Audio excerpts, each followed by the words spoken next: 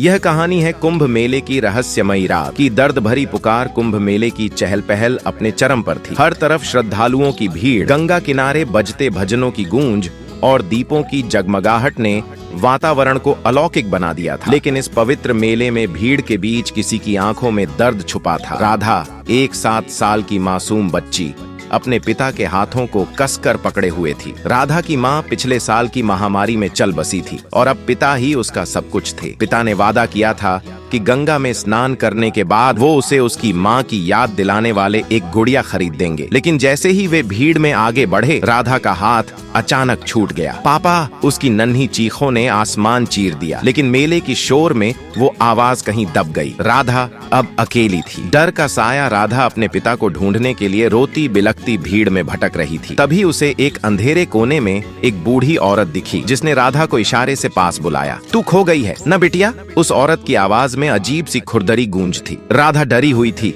लेकिन मदद की उम्मीद में उसके पास चली गई। जैसे ही औरत ने राधा का हाथ पकड़ा, अचानक उसकी आंखें लाल हो गईं। राधा चीख पड़ी, लेकिन तभी औरत ने उसे अपनी बाहों में खींच लिया। औरत की खाल अजीब सी झुर्रीदार थी और उसकी मुस्कान में किसी दैवीय शक्ति का एहसास हो रहा था। तभी पास के पेड़ों से एक झुंड कौओं का उड़कर निकलना और अचानक उठी ठंडी हवा ने माहौल को और भयानक बना दिया। आंसुओं का समंदर राधा को आखिरी बार उसके पिता ने देखा था, जब उसने उसका हाथ पकड़ा हुआ था। पिता का दिल गहरे दर्द से भर गया था। वो पूरी रात गंगा के किनारे दियों की रोशनी में बेटी का नाम पुकारते रहे, लेकिन कहीं कोई सुराग नहीं मिला।